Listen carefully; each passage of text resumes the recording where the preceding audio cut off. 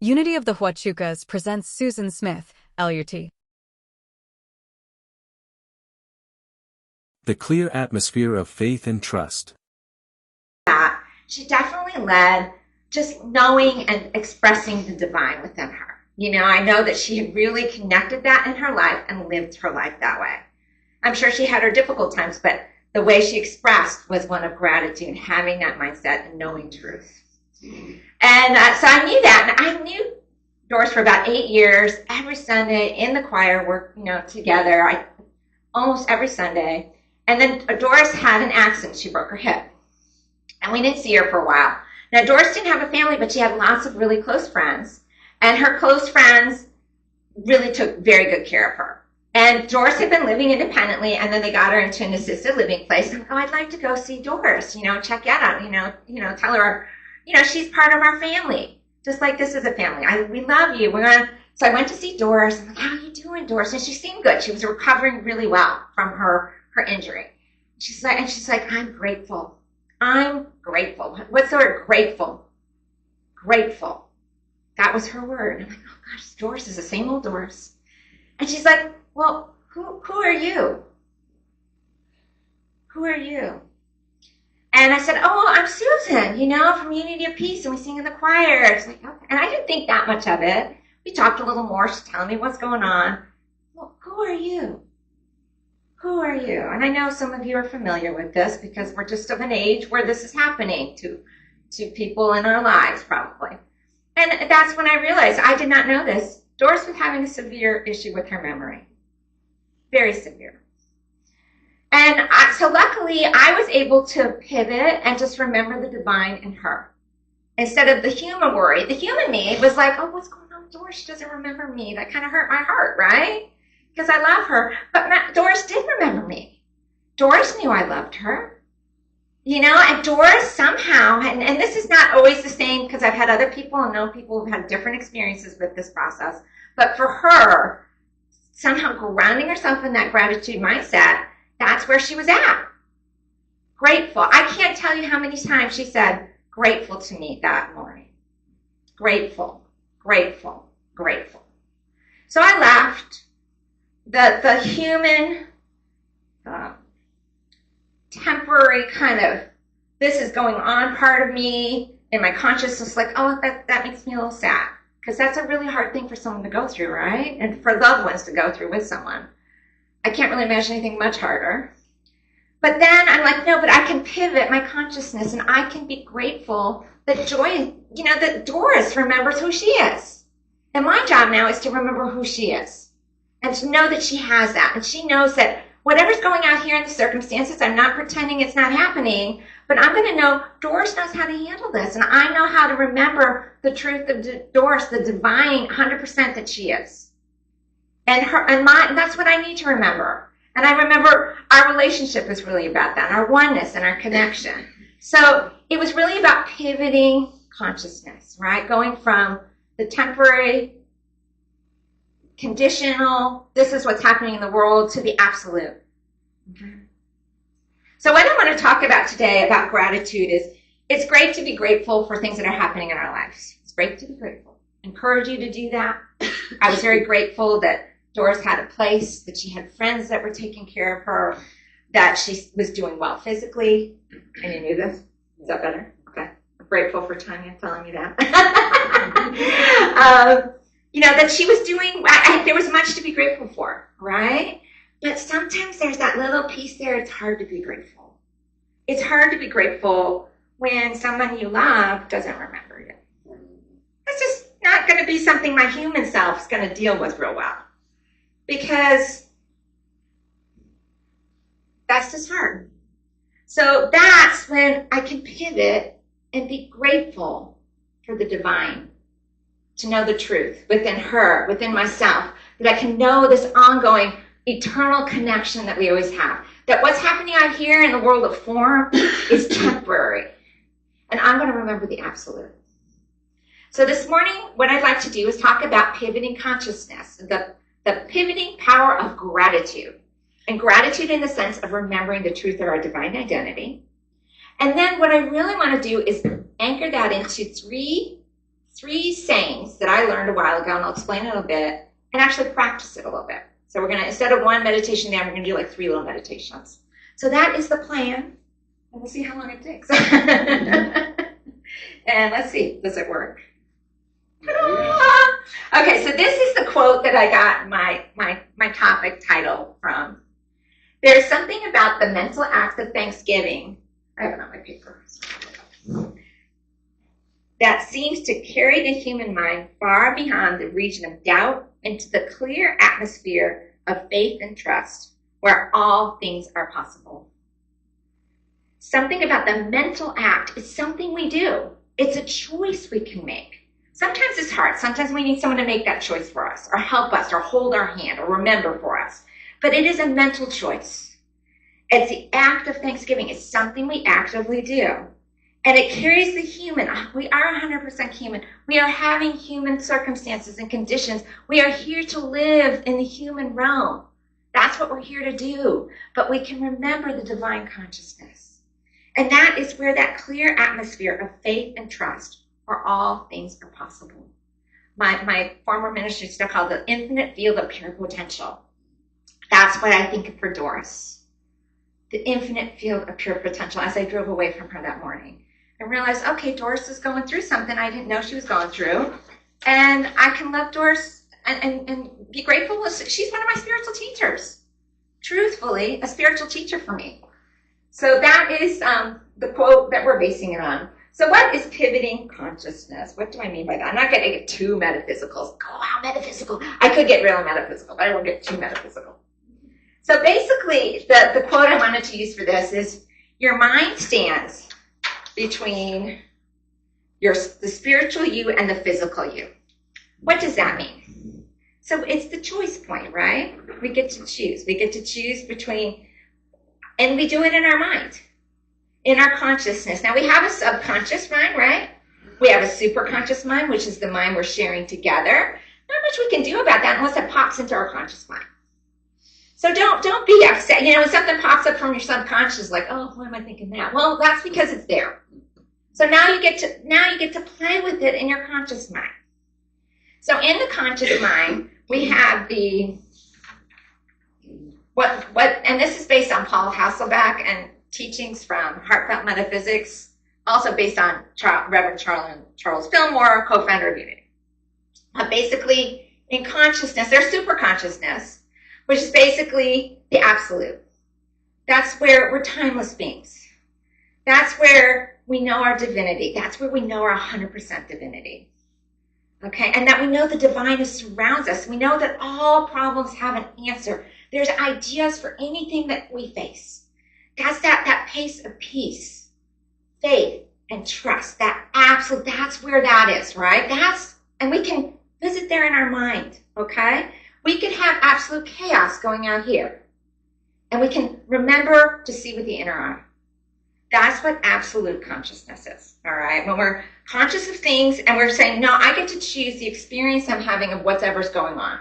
So like with Doris, with that experience, and this is and I don't want anyone to compare this to your own experience. This is a friend, not a family member. It's a whole different thing. But for me, I was able to look at Doris and go, okay, I'm going to remember who she is.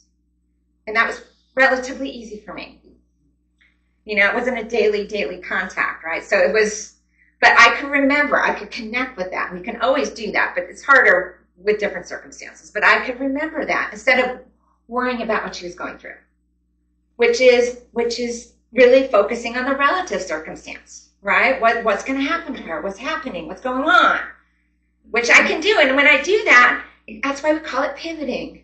I'm here, I'm looking with my eyes, and I'm thinking the ideas, the thoughts, the beliefs, the feelings. That's what's in my consciousness. What's the story I'm making up about what's happening? Am I basing it solely on what's happening out here in the world of form? The relative means it's going to constantly change. It's temporary. And I have divine wisdom and guidance, and I know what I need to do next. But there's a lot of other factors involved, right? Or do I remember in consciousness the absolute, which is permanent, which I can always ground in oneness, connection, truth, love, peace. Everything that you imagine God is also you, and it surrounds and guides and is part of us. So I get to set, am I telling myself a story with that? And it pivots. That's why we call it pivoting consciousness, right? So that's what we're going to practice. And gratitude is a great way to pivot. It's a tool to pivot, especially when it's difficult for us. Then we just pivot to the absolute. Because sometimes it's hard to find. Gratitude is great. I can say, I'm grateful for having a safe trip here. That is absolutely true. And it reminds me that I'm protected and safe and, all of these things. That's a great tool. But if I had a difficult time or something, then I go to the absolute, right? Then I remember the absolute because maybe something difficult happened. I'm grateful that I can, not to get too meta, like gratitude for gratitude. Really, I almost called it that, but I'm like, that's just like, yeah, but it's kind of grateful to be grateful for the fact that we are willing to play with and be aware and know these truths. That's what I'm most grateful for. I don't operate on that 100% of the time. You should see me in the morning sometimes, driving down the street or whatever, or, talking about politics. Forget that, right? But I kind of keep going. So it's like, where am I? Am I looking with my eyes and telling myself thoughts, ideas, stories, feelings, beliefs, some of the time for sure. But when I find that that's not helping me, when I'm finding I'm not being optimized, I'm feeling that I'm lacking faith. I'm feeling like I'm not able to do something. I'm feeling unloved, whatever it might be. Then, okay, it's now to turn inward. And be grateful that I remember that. Okay, so that is what I mean by pivoting. There's a whole lot more, but that's all I'm going to give you, I promise. Okay, I've shared these with you before. But these are like the 3 sayings I want us to focus on because these to me really represent, if I really believe this in my consciousness, I really remember my divine identity. I remind the divine identity of all within us. This is where I got these. I've shared these with you before because I love them. The source of these 3 sayings is a neurosurgeon. His name is Dr. Eben Alexander. He's a neurosurgeon. He wrote an article about his near-death experience. It was called Proof of Heaven. He wrote a book. I'm not here to argue near-death experience, but what he said when he went through what he calls a near-death experience, these were the 3 messages he got. And this is his image of heaven. And in unity, we're not talking about a place in the sky when we talk about heaven. We're talking about in heaven, as it says in the Revealing World, the kingdom of heaven or of the heavens is a state of consciousness in which the soul and body are in harmony with divine mind. When the soul and body are in harmony with divine mind, when we're pivoted to that absolute consciousness, right? Sometimes we can know this is happening, and I tell you, practice this, even if you don't know it consciously, somewhere within you, something has clicked into place. Think about how powerful this is. So you don't have to even know that this happened to reap the benefits, I believe. That's what I'm going to say about that. So his 3 things he said, these were the messages he got. You have nothing to fear. And I made this sign because this is something I read every day. You have nothing to fear. There is nothing you can do wrong. You are cherished, loved and cherished dearly forever. Doesn't that sound like heavenly consciousness?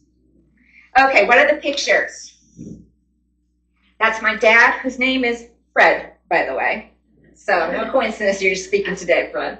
That's my sister Sandy, Karen. That's my sister Sandy, the taller one, and I'm the little one, Susie.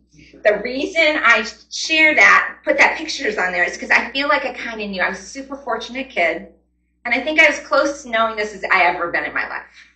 Probably already getting some messages in telling me this wasn't always true. But that's why I use those pictures. So anyway. So what does it mean? We're going to kind of practice this pivoting power of gratitude. So I'm going to go behind the podium. And so the first one is, you have nothing to fear. So again, in the relative realm, fear is not necessarily a bad thing. You know, my friend recently had her dog outside, and her dog is like a little pug. And she was outside with her little pug, and then she saw a coyote 5 feet away from her dog, or maybe 10 feet away from her dog. And luckily, she scared the coyote away, got the dog in. So the adrenaline worked for her. Like, that was a real fear. Like, we need to react to things. Fear is not necessarily the enemy, always. And then the coyote came back and was walking on our fence, like waiting for the dog to come back out. Yeah. And all creatures are blessed, just like the blessing. I thought about the story when you were saying that this morning. But, you know, because the coyote's just being the coyote, right? That's just what the coyote's doing. But so she protected her dog. So out in the realm of the relative, but the problem is when we start telling ourselves fearful stories, what is going to happen? Or why did I say that? What are the repercussions from something I did that I think I did wrong? I have things from my past that I would love to get rid of, frankly, but they just kind of keep popping up every now and then. And from the sun, I'm like, okay, let it go, whatever. So it's that needless worrying and fear and concern and what's going to happen if this doesn't resolve, or what's going to happen. And a lot of these things are outside of our control, right? So that's when we go, okay, that's the relative. I'm not going to ignore what's happening. I'm going to know what I need to do when I need to do it, say what I do. And right now I'm going to remember the absolute. And the absolute means there's nothing to fear. So let's take a minute and just practice the pivoting power of gratitude. All right, so right here, right now, just do whatever you need to relax your body. Perhaps take and release a deep breath. Ease any tension you feel in your body consciously. And as you hear these words, I want you to kind of imagine you're speaking them into your heart and your mind. Right here and now, I gratefully choose to remember the clear atmosphere of faith and trust, which is available when I remember the truth. I remember God is, I am. I remember I have nothing to fear because I remember there is a place, not a place where God is not. I remember I am a timeless being and that beyond the temporary world of form, all is always well. I am grateful to remember right here and right now that God is, I am.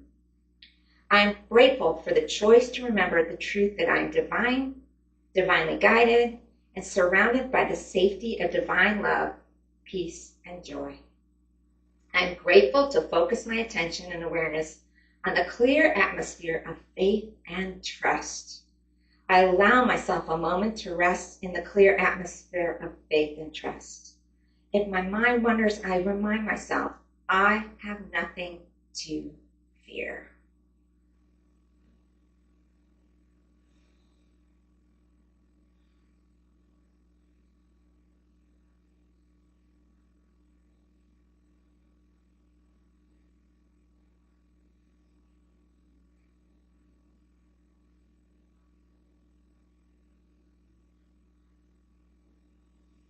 Just bring your attention one more time. I have nothing to fear.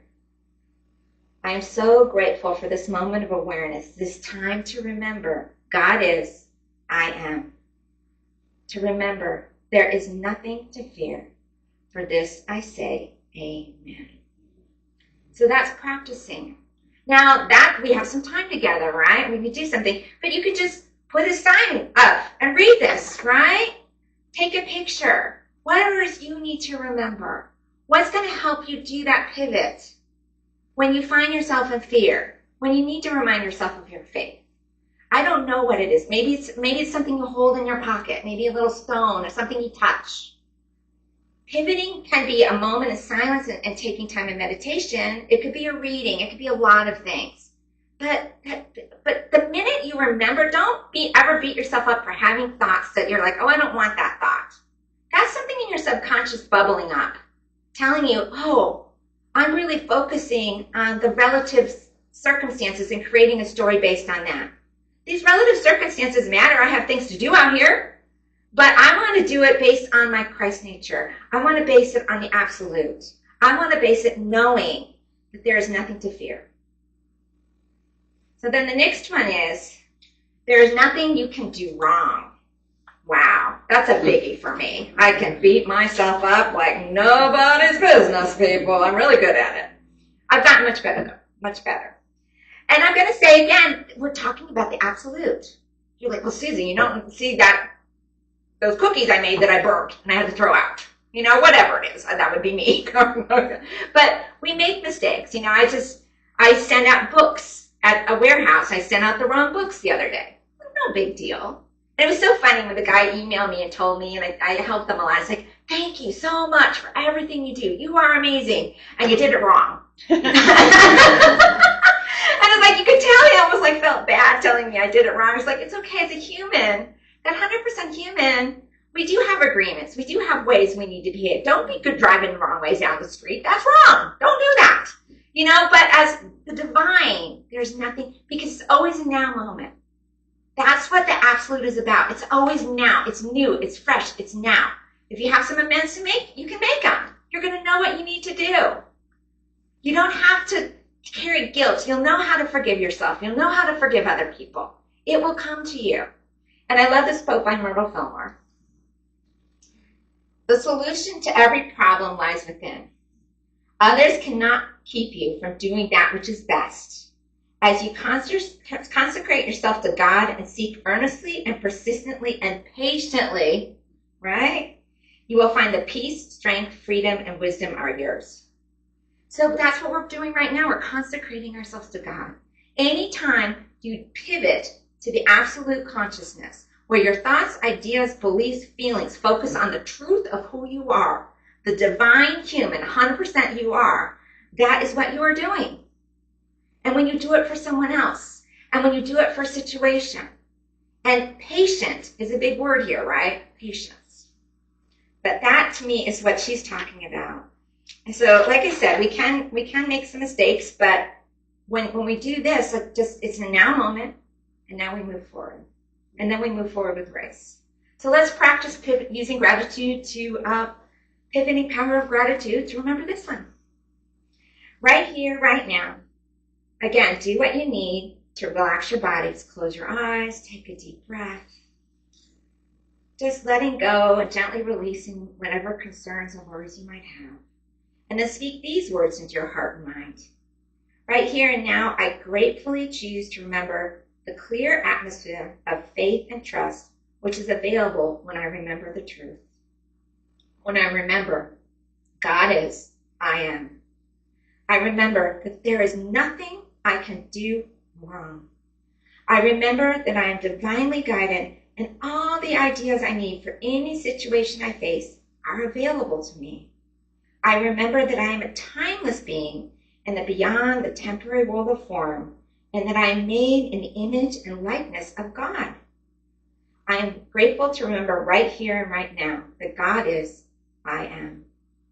I am grateful for the choice to remember the truth that I am divine, divinely guided, and surrounded by the safety of divine love, peace, and joy. I'm grateful to focus my attention and awareness on the clear atmosphere of faith and trust. I allow myself a moment to rest in the clear atmosphere of faith and trust. Should my mind wander, I'm going to remind myself, I can do nothing wrong.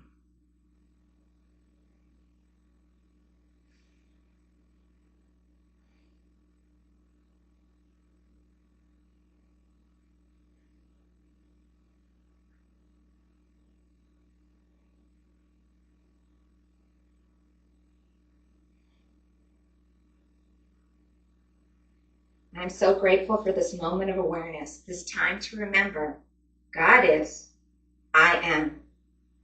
There is nothing I can do wrong. For this I say, amen. And then the last one, which I think is kind of the most important. You are loved and cherished dearly forever. Say those words to yourself. You are loved and cherished dearly forever. There's no condition on absolute. In our relationships with one another, right, we have agreements and we have commitments and we have boundaries. That's how humans interact in the warm of the temporary. and the relative. There's nothing wrong with that, setting boundaries. I have a relationship at work. I got to remind myself of this one every now and then. I don't know, it's kind of gone off rails, but I keep trying. Keep going. So, but I can remember, I can do it so much better when I'm not focusing on this relationship issue. I just and looking at all from that, but remind, I am loved and cherished dearly forever. I'm much more likely to be kind and remember our connection and oneness with this other person if I do that, right? And that's what it is. And this is a great quote from Eric Butterworth. Lots of quotes today. Love. It is my nature. It is the root of my being. God loves me. God is love in me. And I am the very activity of love and expression, which means I have within me all the love in the universe. No loving person ever lived who had more love than I do. And that's Reverend Eric Butterworth. Let's say this again. I have within me all the love in the universe. That's the absolute. That's when we pivot to the absolute and remember that. And then that helps us deal with that, the relationship stuff. Because as humans, 100% human, we carry a lot of stuff. We've had a lot of conditions, and the conditioning kind of brings that up. Stuff that's in our subconscious, in the collective conscious, that we got to bring the superconscious to. So anytime you find yourself needing that love, acting out of love, acting out of a feeling of a need for love, I want you to remember this. So again, we're going to practice the pivoting power of gratitude. One last time. Right here, right now, do what you need to do to relax. You know the score. Take a breath if you like. Ground your feet. Whatever it is that makes you comfortable. And I want you to speak these words into your heart and mind. Right here and right now, I gratefully choose to remember the clear atmosphere of faith and trust, which is available when I remember truth. I remember God is, I am. I remember that I am loved and cherished dearly forever. I remember that I am 100% divine and have with me all the love in the universe. I remember I am loved, I am loving, and I am loved unconditionally as the being of light that I am. I am grateful to remember right here and right now that God is, I am. I am grateful for the choice to remember the truth that I am divine, divinely guided, and surrounded by the safety of divine love, peace, and joy. I'm grateful to focus my attention and awareness on a clear atmosphere of faith and trust. I allow myself a moment to rest in the atmosphere, clear atmosphere of faith and trust. And know that I am loved and cherished dearly forever.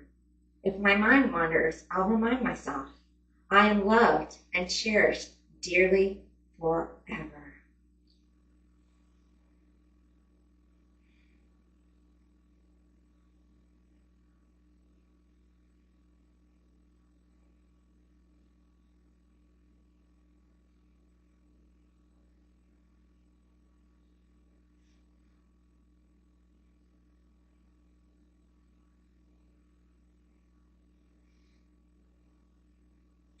I'm so grateful for this moment of awareness and this time to remember God is, I am.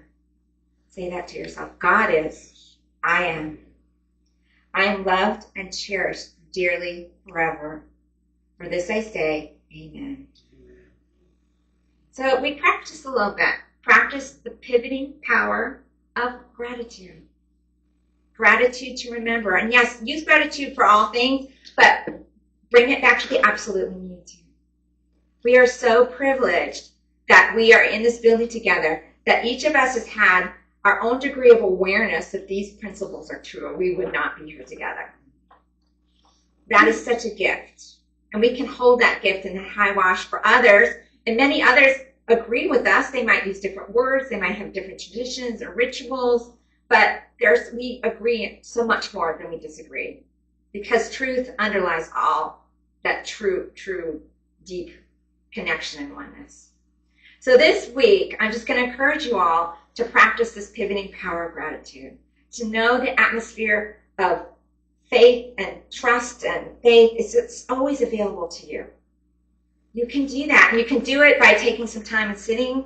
You can take it by looking at a plant, looking at what grounds you, what brings you back. Yes, this is important, but take a minute to allow it to align. And the more you do that, the more you're going to see what's out there, the thoughts, ideas, beliefs, and images you have. Paul Hasselhoff calls them your titties. The more you're going to have it, it's going to be aligned with your 100% divine self. And that's just like Doris. Doris's word, I'm going to end with her. Grateful. Thank you.